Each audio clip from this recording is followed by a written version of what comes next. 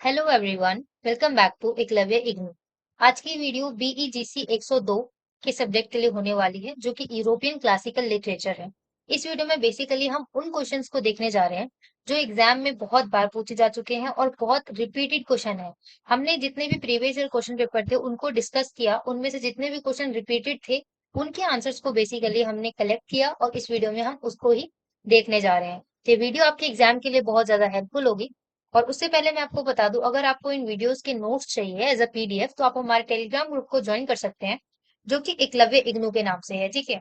और अगर आपको नोट्स चाहिए तो आप हमारी वेबसाइट को भी विजिट कर सकते हैं, जो कि है www.eklavyaignu.com के नाम से है। ठीक है। और उससे पहले मैं आपको एक इन्फॉर्मेशन और देना चाहूंगी, अगर आपको अपने स्टडी प्लान के लिए, अपनी तैयारी करने के लिए कोई बुक्स परचेज करनी है तो आप नीरज पब्लिकेशंस की बुक जो है परचेज कर सकते हैं। और अगर आप हमारा डिस्काउंट कूपन यूज करते हैं, जो कि है एकलव्य, तो आपको अच्छा खासा डिस्काउंट देखने को मिल सकता है। ठीक है। और इनका एक अभी स्पेशल ऑफर भी चल रहा है, जिसमें आपको 50% का ऑफ मिलता है अगर आप 500 से ज्यादा की खरीदारी करते हैं तो। ठीक है। और यहाँ पर पे कैश ऑन डिलीवरी भी अवेलेबल है। ठीक। तो आज का सबसे पहला question, define the following in 250 words each. ठीक है। पेरिपीटिया, आपको सबसे पहले पेरिपीटिया को डिफाइन करना है। तो देखिए, आप इंग्लिश लिटरेचर के स्टूडेंट हैं, तो आपको पता होगा कि आपकी स्टोरी के साथ साथ आपके कुछ ऐसे चीजें होती हैं इंपॉर्टेंट, जिनके बारे में भी आपसे पूछा जाता है। ठीक है। और पेरिपीटिया की अगर हम बात करें तो ये बहुत ही सिंपल है। मैं आपको अगर रियल लाइफ एग्जांपल देकर समझाऊं, तो फॉर एग्जांपल आप किसी रोड पर ना वॉक कर रहे हैं। सिंपली आप किसी रोड पर वॉक कर रहे हैं, आप चल रहे हैं, और अचानक से कोई कार आती है और ना आपको हिट करके चली जाती है। तो उस समय क्या होगा, आपकी जो दुनिया होगी वो पूरी तरीके से पलट चुकी होगी। मतलब आप अभी अच्छा खासा चल फिर रहे थे, राइट? पर उस कार के हिट करने के बाद आप अच्छे से चल भी पाएंगे या नहीं, बचेंगे भी या नहीं, ये आपको नहीं पता।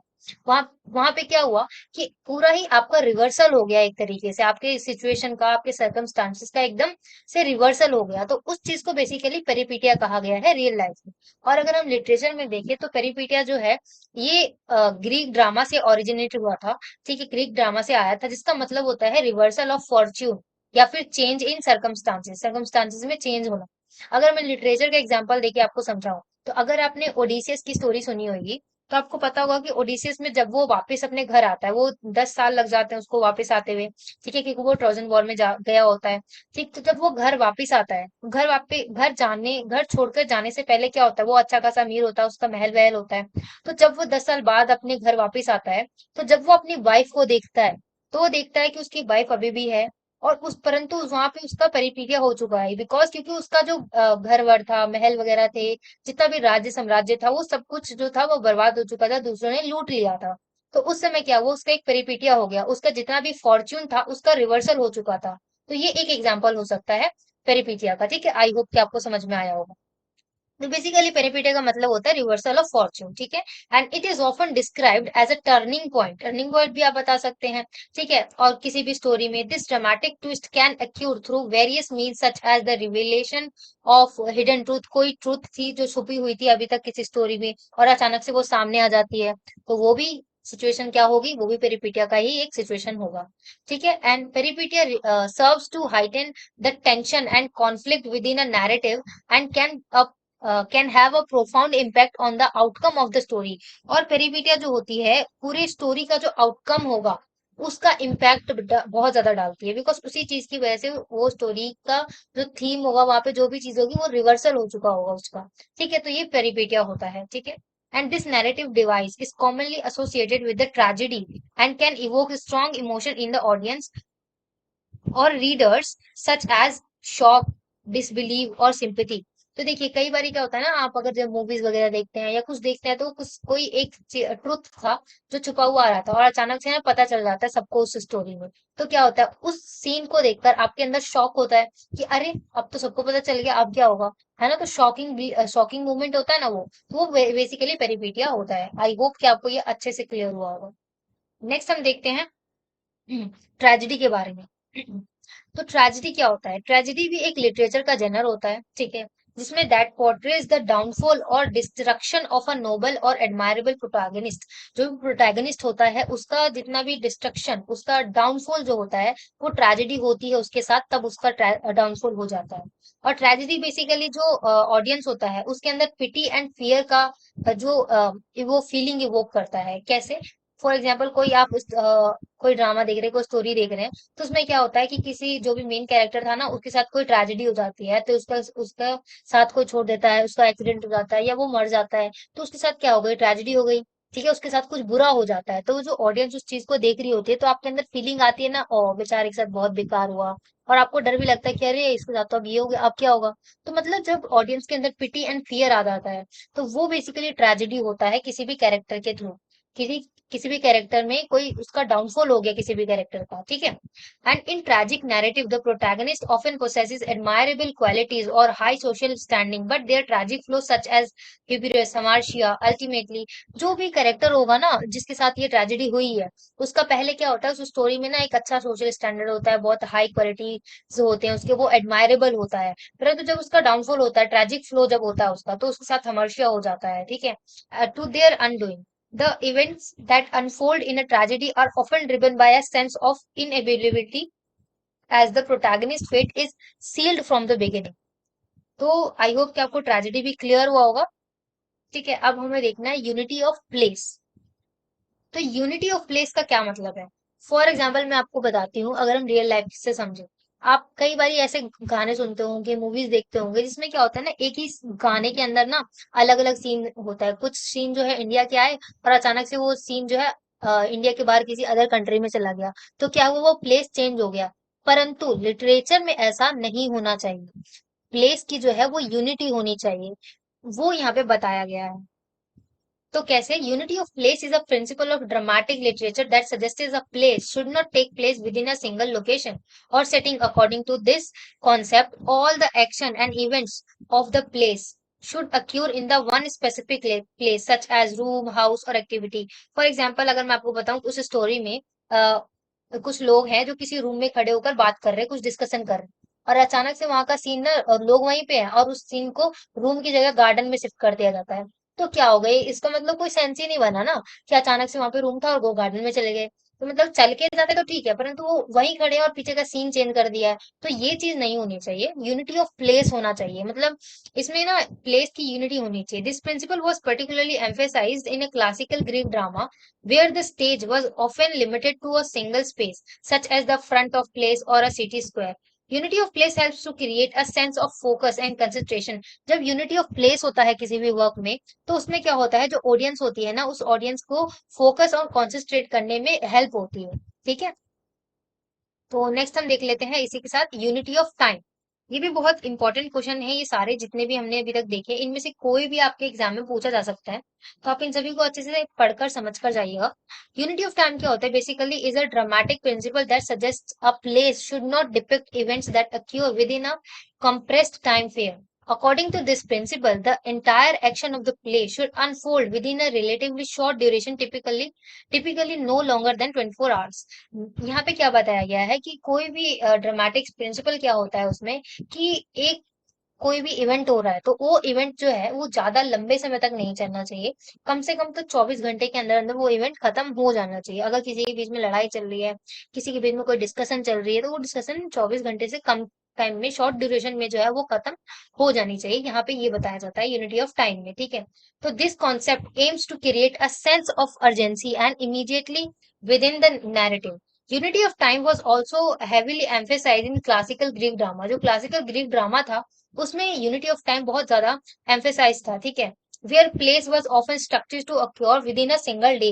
जितने भी प्लेसेस होते थे वो सिंगल डे में ही अक्योर होते थे। ठीक है, and this constraints allow the audience to witness the events of the play. जो प्ले है उसका विटनेस क्या है, तो इस तरीके से आप यूनिटी ऑफ प्लेस को भी डिस्कस कर सकते हैं। ठीक है,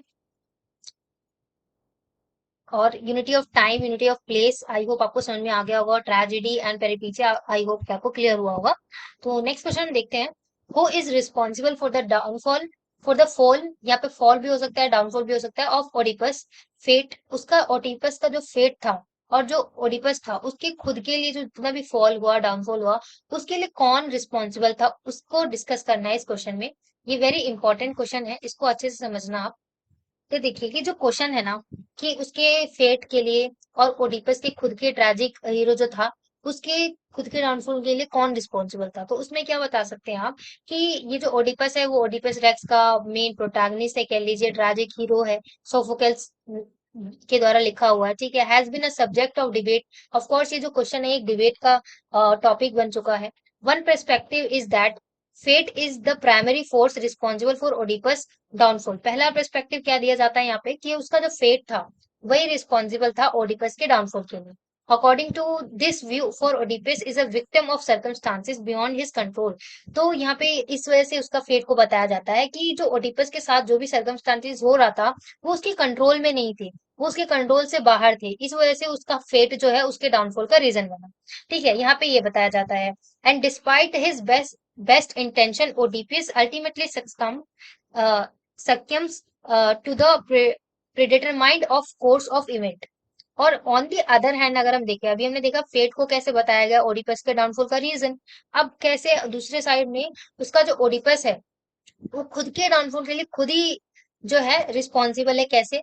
डिस्पाइट द प्रोफेसी, आप सभी को पता हो कि एक प्रोफेसी हुई थी जिसमें बोला गया था कि ओडिपस जो है अपनी मदर से मैरिज करेगा, अपने फादर को मार देगा, है ना, उसको किल कर देगा। तो उस प्रोफेसी के बियॉन्ड अगर हम देखें तो ओडिपस ने ही कुछ ऐसे कदम उठाए, कुछ ऐसे मतलब उसने कुछ ऐसे ऐसे ट्रेजिक आउटकम्स करे, उसके जो एक्शंस थे बेसिकली ओडिपस के, वही उसके रीजन बने थे। प्रोफेसी तो थी ही, पर उसी के साथ साथ जो जो उसने एक्शन किए ना वो उसके डाउनफॉल का रीजन बना। फॉर एग्जाम्पल देखिए, which lead display a hubristic nature, उसका नेचर कैसा था, बिल्कुल ह्यूब्रिस्टिक नेचर था। एक्सेसिव प्राइड था उसके अंदर, अपने अंदर प्राइड बहुत ज्यादा था, एरोगेंस था। तो यही चीजें जो थी उसके गुड परस्यू के हटाकर उसको डाउनफॉल की तरफ लेके गई।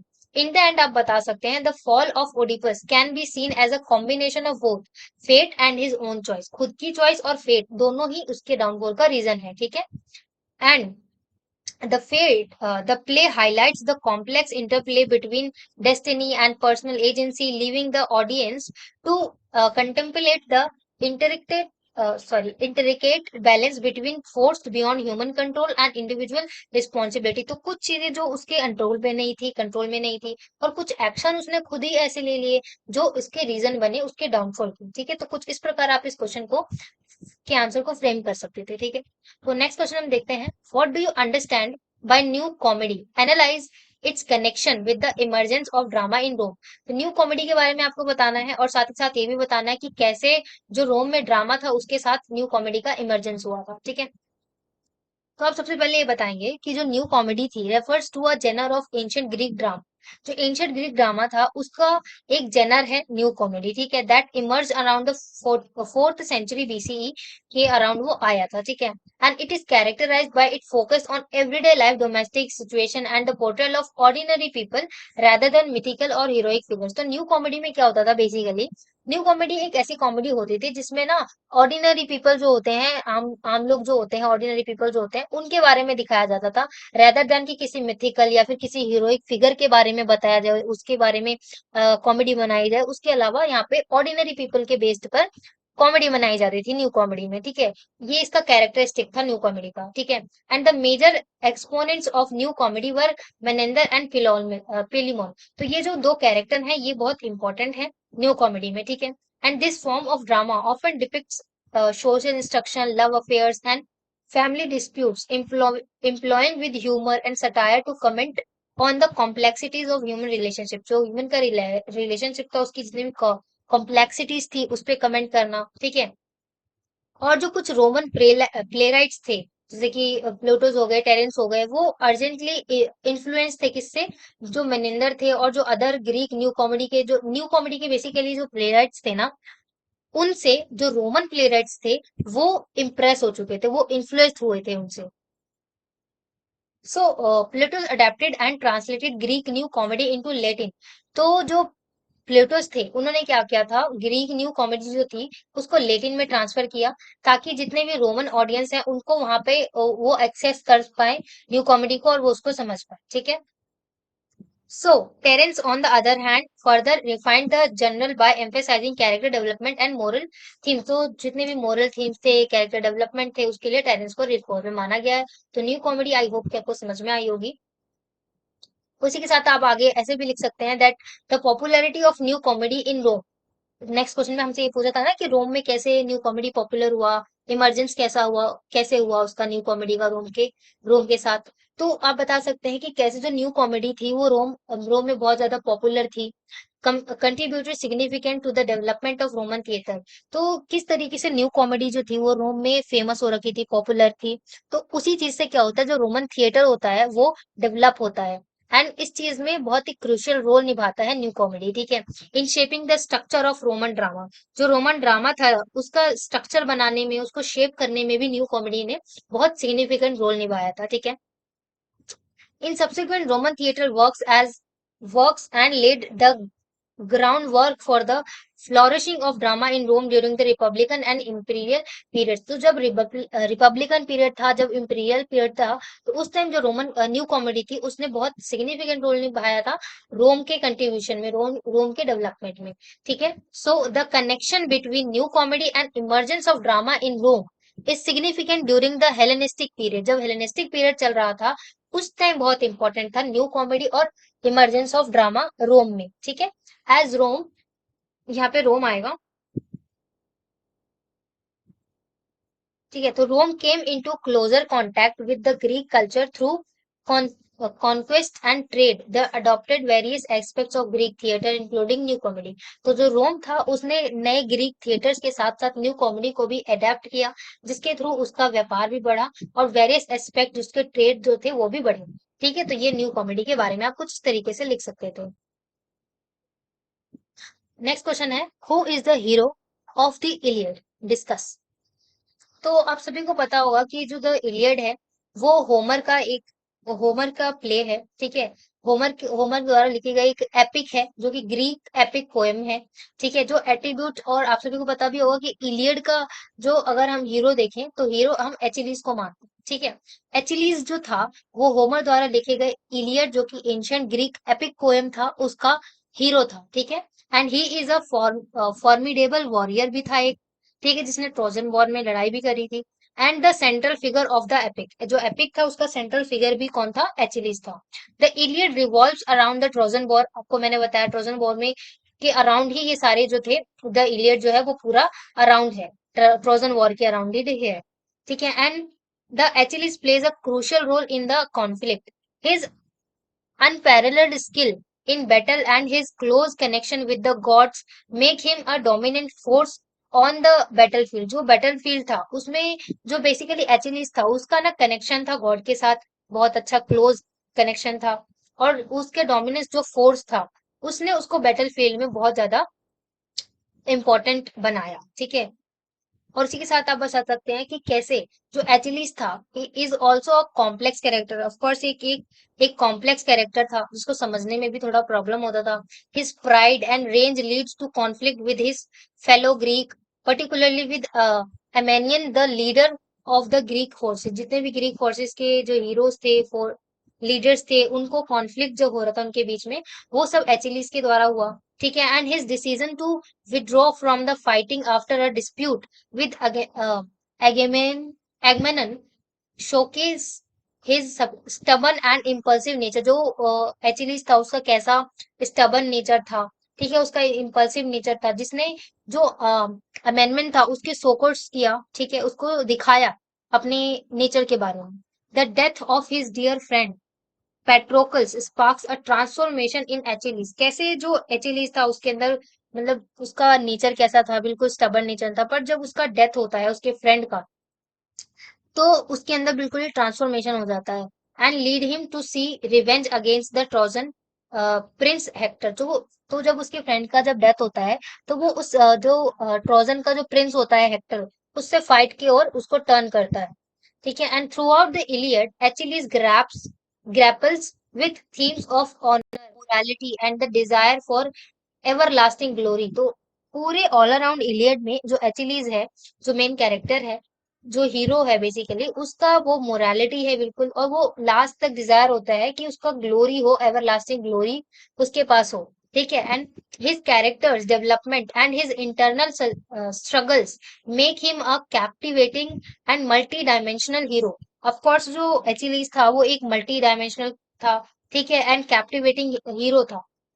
And the Iliad a timeless and enduring piece of literature. Of course साथ ही साथ जो इलियड है वो टाइमलेस है और इंड्योरिंग पीस ऑफ लिटरेचर है। बहुत ही फेमस वर्क है द इलियड। ठीक है। तो इसी के साथ हम नेक्स्ट क्वेश्चन को देखते हैं। Discuss the role of the chorus in Oedipus Rex. Oedipus Rex में जो कोरस था उसका हमें इंपॉर्टेंस बताना है। कोरस बेसिकली वो consist of group of a singers, singers के ग्रुप को यहाँ पे कोरस बोला गया था। ठीक है। जिनको बेसिकली प्रोवाइड कमेंटरी कॉन्टेक्स्ट, वो बेसिकली कमेंट्री कॉन्टेक्स्ट अवेलेबल कराते थे, जितने भी इमोशन होते थे, रिएक्शंस होते थे, तो अनफोल्डिंग इवेंट, जितने भी अनफोल्डिंग इवेंट्स होते थे उनमें एक ग्रुप ऑफ पीपल होता था जो एक कोरस की तरह काम करते थे, ग्रुप ऑफ सिंगर्स होता था। ठीक है। जो कि ओडिपस रैक्स में सोफोकल्स का जो प्ले है उसमें दिखाया गया है। This serves as the voice of the society representing the collective thoughts and feeling of the people of Thebes. जो थेबिस के लोग थे उनके जो थॉट्स थे, फीलिंग थे, उनको कलेक्ट करके रिप्रेजेंट करते थे जो कोरस होते थे। ठीक है। And the chorus in Oedipus Rex performs several essential function. Firstly अगर हम बात करें, they offer background information about the characters and event, जितने भी कैरेक्टर हैं, इवेंट्स जो जो हैं उसका बैकग्राउंड इंफॉर्मेशन देते हैं सबसे पहले तो कोरस जो होते हैं ओडिपस रैक्स में। ठीक है। और फिर उसके बाद they act as a mediator between the audience and the characters, helping to clarify the plot and themes. तो जो भी प्लॉट है, जो भी उसका थीम है, तो उसमें जितने भी कैरेक्टर्स हैं और जितने भी वहां पे प्लॉट की थीम्स जो है और ऑडियंस जो है उनके बीच में एक मीडिएटर की तरह काम करते थे जो कोरस होता था। ठीक है। और इसी के साथ सेकेंडली अगर हम बात करें तो the coarse reflects the moral and ethical concerns of the society. Society के जितने भी मोरल और एथिकल कंसर्न्स होते थे उसको रिप्रेजेंट करते थे कोरस। ठीक है। And they serves as a moral compasses commenting on the action and decision of the characters including Oedipus and discussing the consequence of their action. तो उनके एक्शंस का कॉन्सिक्वेंस क्या होगा, उसके उनके जो भी एक्शन ले रहे हैं, जो कैरेक्टर्स है, ओडिपस हो गया जैसे, तो उसका क्या कॉन्सिक्वेंस निकलेगा उसको भी रिप्रेजेंट करते थे जो कोरस होता था। ठीक है। So moreover the chorus high in the emotion impact of the tragedy. जो ट्रेजेडी है उसका इम्पैक्ट कैसा होगा, इमोशनल इम्पैक्ट, उसको हाईलाइट करता था। ठीक है। And their songs and the dance amplifier the dramatic tension. तो उनका जितना भी डांस होता था, सॉन्ग होता था, जितना भी उनका सॉन्ग और डांस होता था ना, वो एम्पलीफाई करता था ड्रामेटिक टेंशन को। ठीक है। And a walking feeling of fear. जो जो फियर एक चल रहा होता था सबके मन में, पिटी चल रहा होता था, कथारसिस हो रहा था ऑडियंस के बीच में, तो वो चीजों को दिखाती है कोरस। ठीक है। So overall the chorus in Oedipus Rex acts as an integral element, integral element की तरह जो कोरस है वो ओडिपस रेक्स में काम करता है। ठीक है। And blending story telling, commentary and emotional resonance in reaching the theatrical experience and डीपिंग the audience engagement with the plays profound themselves। तो उनका जो भी ऑडियंस थे उनको वो दिखाते थे थेबिस के लोगों को इमोशन फीलिंग के बारे में। ठीक है। Chorus basically group of singers होता था। ठीक। नेक्स्ट क्वेश्चन है हमारा, trace the development of ancient Greek theatre. Ancient Greek की थिएटर जो था उसका डेवलपमेंट कैसे हो रहा है उसके बारे में आपको बताना है। तो एंशियंट ग्रीक थिएटर जो था evoke significantly over time with its development spanning main periods, the archaic period. जो एर्काइक पीरियड था, ग्रीक थिएटर जो था being as a religious performance held in open theatre, amphitheatre. तो आजकल के theatres आपने देखे होंगे वो बंद होते थे, पर पहले क्या होता था ना कि पूरा एक सराउंडिंग होता था, सराउंडिंग एरिया होता था जो खासकर माउंटेन के ऊपर होता था। ठीक है। और उसमें ना लास्ट में जाके ना एक ऐसा कोन सा बन जाता था, तो ऊपर जाके ऐसे ना ऊपर पूरा एम्पी थिएटर हुआ करता था ऐसे। तो यहाँ पे ना लोग पूरा बैठे करते थे, और ये बीच वाला जो सर्कल हुआ करता था, यहाँ पे परफॉर्मेंस होती थी और लोग जो थे ऊपर से नीचे की ओर देखते थे। तो बेसिकली, और वो खासकर ओपन ईयर होता था, ऊपर कोई छत नहीं होती थी, ऐसे थिएटर होते थे। ठीक है। और खासकर वो दिन के टाइम पे ज्यादातर होते थे, परफॉर्मेंस जितनी भी होती थी, और वो खासकर ना किसी फेस्टिवल को डेडिकेटेड होती थी, जितनी भी फेस्टिवल्स होती थी। ठीक है। And early theatrical performances included coral singing and dancing, coral जो थे वहां पे जो डांस करते थे, सिंग करते थे, उनके बारे में। Centre around the myth and legend, तो उस टाइम के जितने भी मिथ्स थे, लेजेंड्स तो थे, उसके सेंटर में अराउंड होता है। ठीक है। And the classical period mark the golden age of Greek theatre. तो ये जो क्लासिकल एरा था, क्लासिकल पीरियड जितना भी था, वो ग्रीक थिएटर का एक गोल्डन एज की तरह माना गया है। ठीक है। एंड आगे आप अगर बताना चाहेंगे तो ऐसे बताएंगे कि that playwrights like Aeschylus, Sophocles and Euripides emerge introducing the use of actors who took on individual roles, reducing the chorus importance and introduces dialogues and plot development, जितना भी dialogue है, plot development है, उसको introduce करना। ठीक है। and this era saw the standardization of dramatic structure with the inclusion of prologues, episodes and choral odes, जितने भी कोरल ओट्स थे, एपिडोलॉग्स थे, उन सभी का ना बेसिकली एक यहाँ पे डेवलपमेंट दिख रहा था। ये वाला जो एरा था वो स्टैंडर्डाइज कर रहा था उस टाइम के थिएटर को। ठीक है। और जब हेलेनिस्टिक पीरियड चल रहा था तो उसमें जो ग्रीक थिएटर था वो experience a decline with a shift towards more entertainment focus and less religious themes. तो जब हेलेनिस्टिक पीरियड आया तो उस टाइम क्या हुआ, पहले तो रिलीजन बेस्ड थीम्स हुआ करते थे बट ग्रीक थिएटर्स के, पर धीरे धीरे जब हेलेनिस्टिक पीरियड आता है तब उसमें एंटरटेनमेंट में ज्यादा फोकस करने लगे थे। ठीक है। एंड कॉमेडी गेन पॉपुलैरिटी, तो जैसे जैसे एंटरटेनमेंट आई तो कॉमेडी जो थी वो पॉपुलर होने लग गई। ठीक है। और ये जो प्लेस था वो ज्यादा ज्यादा और ह्यूमरस बन गया एंड सटायरिकल बन गया। Despite the changes over ancient, जितने भी टाइम के साथ साथ एंशियंट ग्रीक थिएटर में जितने भी चेंजेस हो रहे थे, left a lasting impact on drama and continues to influence theatrical practice to this day।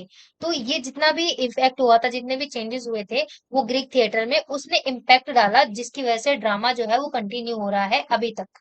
ठीक है। थिएट्रिकल इम्पैक्ट में। तो नेक्स्ट क्वेश्चन देखते हैं, discuss whether native Italian tradition influence classical Roman comedy. तो जितनी भी क्लासिकल रोमन कॉमेडी थी, क्या उसको इटालियन ट्रेडिशन ने इफेक्ट किया था, इसके बारे में बताना है, इन्फ्लुएंस किया था। सो classical Roman comedy particularly during the Republican era, तो रिपब्लिकन एरा के टाइम खासकर, वो significantly influenced by native Italian tradition. तो उस टाइम जब रिपब्लिकन एरा चल रहा था तो उस टाइम ज्यादा जो क्लासिकल रोमन कॉमेडी थी वो इटालियन ट्रेडिशन से इन्फ्लुएंस्ड थी। ठीक है। और साथ ही साथ the Italian French theatric stock characters and exaggerated physical humors and improvisation which served as a foundation for Roman comedic theatre. ठीक है। एंड एडिशनली जो रोमन कॉमेडी था उसने इंस्पायर किया from the native Rome festivals and rituals, जितने भी रोम के जितने भी फेस्टिवल थे, रिचुअल्स थे, उसको इंस्पायर किया। ठीक है। और the standardized The Sternalia, a festival characterized by role reversals and comedy performance। तो जो रोल था उसको रिवर्स कर दिया जाता था। बॉय मैन का रोल निभा रहा है, सॉरी मैन जो है वो वुमेन का रोल निभा रहा है एंड वुमेन जो है मैन का। तो इस तरीके से कैरेक्टर को ना, रोल को रिवर्सल कर दिया गया था और कॉमेडी को परफॉर्म किया जाता था उस टाइम। ठीक है। तो likely played a role in shaping comedy convention, तो कॉमेडी के कन्वेंशन में ये एक रोल प्ले कर रहा था। By blending these native Italian tradition with Greek influences, तो जब नेटिव इटालियन ट्रेडिशन को ग्रीक के साथ इन्फ्लुएंस कर दिया गया तो क्लासिकल रोमन कॉमेडी जो थी वो डेवलप हो गई। इट डिस्टिंक्ट स्टाइल, वो अपने ही स्टाइल में एक अलग ही तरीके से डेवलप हुई। ठीक है। And develop reflecting the societies values norms and humours, society के जितने भी नॉर्म्स थे, ह्यूमर्स थे, उसको वैल्यू मिलने लग गई। As a result Roman comedy become a significant culture force that entertain and engaged audience while preserving and evoking element of Italy's comedy heritage. तो इटली के जो कॉमेडी के जितने भी हेरिटेज थे उसको एक्सेप्ट करके उसके अकॉर्डिंग अपने आप को डिस्टिंक्ट तरीके से स्टाइल में डेवलप किया और फिर उसको एंगेज किया अपने ही खुद के ऑडियंस थे रोमन कॉमेडी ने। ठीक है। सो यस, रोमन कॉमेडी जो थी वो इटालियन कॉमेडी हेरिटेज से इन्फ्लुएंस्ड थी। नेक्स्ट क्वेश्चन देखते हैं, why does Oedipus accuse Creon to of a conspiracy elucidate. तो आपको बताना है कि जो ओडिपस था उसने सिरोन को एक्यूज क्यों किया था उसके कॉन्स्पिरेसी में। So Oedipus accuses Creon of a conspiracy in a Sophocles play. Of course ये सोफोकल्स का प्ले है जिसमें ओडिपस टैग था, उसमें ओडिपस ने सिरोन को कॉन्स्पिरेसी करी थी, उसमें एक्यूज किया था उसने, due to his desperate attempt, because उसका वो एक ऐसा अटेम्प्ट कर रहा था जिसमें ना वो ट्रुथ को जानना चाह रहा था behind the plug striking off Thebes, जो थेबिस में जो भी प्लेग स्ट्राइक हुआ था उसके बिहाइंड का ट्रुथ जानना चाह रहा था, इस वजह से, ठीक है। और आगे आप ऐसे कंटिन्यू कर सकते हैं। However tension escalate when Oedipus accuses Creon of plotting with Tiresias. आप ज्यादा अच्छी अंडरस्टैंडिंग के लिए वीडियो को पॉज करके पहले पूरे कंटेंट को पढ़ लें, ठीक है। सो उसके बाद आप समझेंगे तो आपको और इजी होगा। Oedipus becomes increasingly paranoid and irrational, assuming that Chiron's motives are driven by thirst of for power।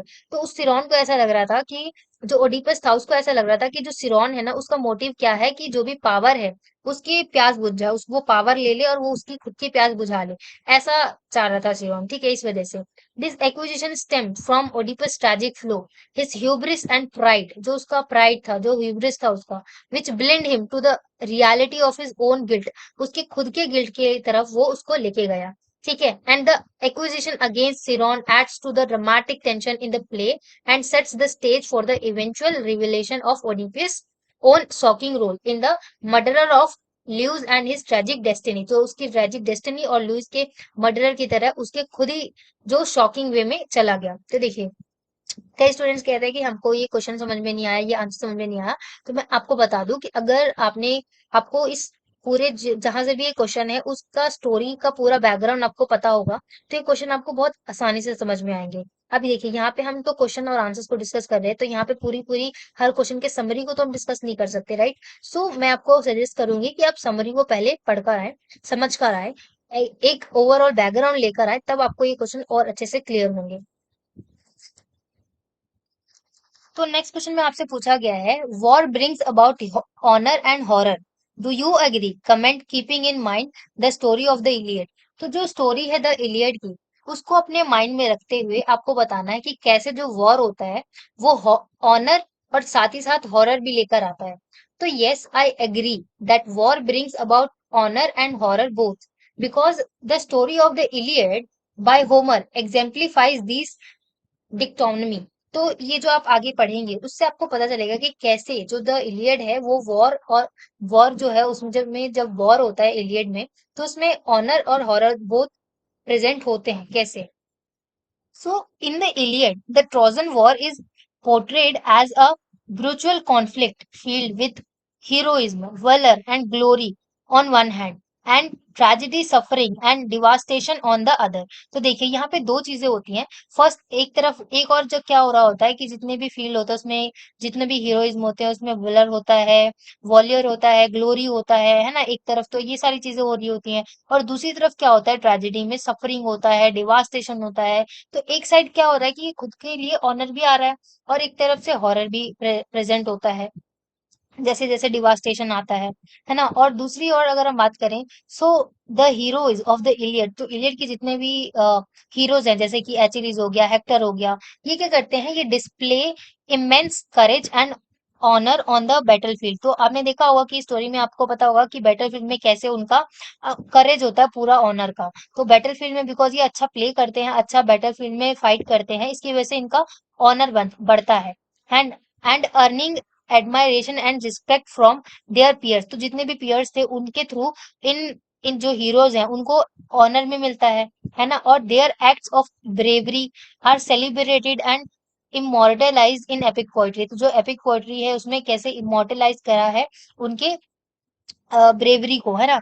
और how ever the Iliad also depicts the horror. अभी तो हमने बात करी ऑनर की कि कैसे ऑनर मिलता है उनको बैटल फील्ड में, वो अच्छा फाइट वगैरह करते हैं, रिप्रेजेंट करते हैं अपने आप को, तो उनको उनके पियर्स के थ्रू एडमायरेशन मिलती है। और दूसरी ओर हॉरर कैसे होता है, of wars showcasing the grim realities of the death, loss and the devastating impact on family and society. तो हॉरर कैसे होता है कि एक और तो जो अच्छा मतलब फाइट वगैरह कर रहे हैं उनके लिए ऑनर बढ़ता है लोगों के अंदर, दूसरी ओर कैसे जो फैमिलीज होती है उनको डेथ का सामना करना पड़ता है, अपने रिलेटिव्स को खोना पड़ता है, अब उनको बहुत लॉस होता है, उनका पूरी तरह से डिवास्टेशन हो जाता है फैमिली का, है ना, और सोसाइटी का। तो ये चीज क्या है यहाँ पे हॉरर रिप्रेजेंट करती है। साथ ही साथ the never ending cycle of violence and vengeance highlights the futility and senselessness of war. तो जो जितना नेवर एंडिंग जो भी वायलेंस होता है लोगों के अंदर, जो इतनी बुरी बुरी चीजें उत्पन्न हो जाती हैं लोगों के अंदर, ऐसी थॉट बन जाती है, मेंटालिटी इनकी हो जाती है, तो जिसमें कोई सेंस भी नहीं होता, बिना सेंस के ही वो वॉर कंटिन्यू होए जा रहा है। तो ऐसी चीजें हॉरर ही तो पैदा कर रही है। इन कंक्लूजन आप बता सकते हैं that the Iliad for tries of the Trojan war.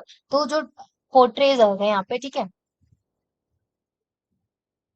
तो so the Iliad portrays of the Trojan War underscore the paradox of war। तो जो war का paradox है, wherein honor and glory coexist। यहाँ पे glory and honor दोनों exist करते हैं with the profound and enduring horrors that it inflicts upon humanity। humanity को जो inflict करता है, तो यहाँ पे honor and horror both यहाँ पे present है। ठीक है, आई होप कि आपको ये क्लियर हुआ होगा क्वेश्चन, और अभी तक सारे क्वेश्चन आपको समझ में आ रहे होंगे। नेक्स्ट क्वेश्चन हम देखते हैं। Would you consider Ovid's Metamorphosis to be an epic? If yes, how does it differ from the conventional epic? तो जितने भी कन्वेंशनल एपिक्स होते हैं उससे ओविड्स का जो एपिक है वो कैसे अलग है, और क्या वो एक एपिक है, आप उसको कंसिडर करते हैं, उसके बारे में बताना है। So yes, we considered Ovid as a epic, as an epic, ठीक है, albeit a unique one. While it shares some characteristic with conventional epic like the Iliad and the Odysseus, it also differs significantly in style, content and structure। तो ये different कैसे है और बाकी epic से? उसका कंटेंट डिफरेंट है, structure उसका डिफरेंट है, भले ही कुछ चीज सिमिलैरिटीज हो ओडिसियस और इलियड की तरह। अनलाइकली जो ट्रेडिशनल एपिक्स है that focus on the exploits of heroic figures, जितने भी हीरोइक फिगर्स होते हैं, ग्रैंड बैटल्स होती हैं, मेटामॉर्फोसिस होते हैं, सेंटर्स ऑन द थीम। तो जितने भी यहाँ पे मैंने थोड़ा सा बोला कि जैसे कि यहाँ पे जितने भी हीरोइक फिगर्स होते हैं, बैटल फील्ड्स होती हैं, उसमें जितने भी मेटाफर्स होते हैं, उसमें मेटामॉर्फोसिस जो है वो एक सेंटर की तरह काम कर रहा है, जो कि on the theme of transformation and change, change और ट्रांसफॉर्मेशन की तरह काम करता है मेटाफर्स में जो एपिक होता है। ठीक है, और साथ ही साथ आप आगे इसमें ऐसे कंटिन्यू कर सकते हैं that Ovid weaves together as a vast array of myths and stories from Greek and Roman mythology. तो जितने भी स्टोरीज होती हैं ग्रीक और रोमन मिथोलॉजी के, उसमें कैसे स्टोरीज और वास्ट अरे यहाँ पे रिप्रेजेंट होता है, presenting a continuous narrative of metamorphosis और shape shifting in a chronological manner. तो इसमें मेटामॉर्फोसिस में कैसे सारी चीजें क्रोनोलॉजिकल ऑर्डर में, क्रोनोलॉजिकल मैनर में आगे आगे बढ़ती हैं। क्रोनोलॉजिकल ऑर्डर अगर आपको ना पता हो तो मैं बता दूं, उसमें तिथि वाइज, डेट वाइज जो है सारी चीजें एक एक करके आगे आगे बढ़ती हैं। ठीक है, and the tone of Metamorphosis is less serious and more playful than typical epics. तो जितने भी टिपिकल एपिक्स होते हैं उससे कम प्लेफुल है, और सीरियस भी बहुत कम है मेटामॉर्फोसिस का जो टोन है। ठीक है, and Ovid's narrative style is marked by a penchant for story telling, wit and artistic flair. तो जितना भी आर्टिस्टिक फ्लेयर था, स्टोरी टेलिंग था, विट था, वो इसमें रिप्रेजेंट होता है। ही incorporates elements of love, passion and humor which sets it apart from the solemnity often found in conventional epic। तो जितने भी conventional epics होते हैं उनमें ह्यूमर, पैशन, लव, ये सारी चीजें सेट्स होती हैं। इसके अपार्ट में जो ये मेटामॉर्फोसिस का है, इसका एपिक ये बिल्कुल डिफरेंट है। तो इस तरीके से जो मेटामॉर्फोसिस एपिक है वो और दूसरे कन्वेंशनल एपिक से डिफरेंट होता है, और हाँ, इसको भी एपिक कंसिडर किया जा सकता है। एंड एडिशनली अगर हम बात करें additionally, so while traditional epics like Iliad हो गया, ओडिसेस हो गए, ये क्या एक ट्रेडिशनल एपिक्स है जिनमें एम्फेसाइज होता है एक्शन ऑफ हीरोइक इंडिविजुअल्स। इसमें क्या होता है कि जो हीरोज होते हैं उनके एक्शंस वगैरह के बारे में बात होता है। और दूसरी ओर जो मेटामॉर्फोसिस जैसे हैं एपिक्स, वो फोकस करते हैं is on the transformation end of characters and the broader implication of changing in human existence. तो देखिए यहाँ पे समझने वाली बात क्या है कि जो तो इलियड होता है, ओडिसियस है, जो एक ट्रेडिशनल एपिक्स है, इनमें क्या होता है हीरोइक फिगर्स के एक्शन होते हैं, और परंतु जो मेटामॉर्फोसिस जैसे एपिक्स है इसमें एक ट्रांसफॉर्मेशन होता है कैरेक्टर्स का। ठीक है, और इसमें चेंज होता है ह्यूमन के एग्जिस्टेंस का। ठीक है, and make it a distinct and innovative contribution to the epic genre. तो एपिक जनर में जितने भी कंट्रीब्यूशन होता है वो होता है। तो ठीक है, कुछ इस तरीके से जो मेटामॉर्फोसिस एपिक है वो अलग है दूसरे कन्वेंशनल एपिक से। ठीक है, आई होप कि आपको यहाँ तक सारे क्वेश्चन क्लियर हुए होंगे। और इसी के साथ ये वीडियो कंप्लीट होती है। अगर आपको कुछ ऐसी चीज जो आपको समझ में नहीं आती है तो आप कमेंट सेक्शन में पूछ सकते हैं, और अगर आपको ये वीडियो पसंद आती है तो do like share and subscribe, and thanks for watching.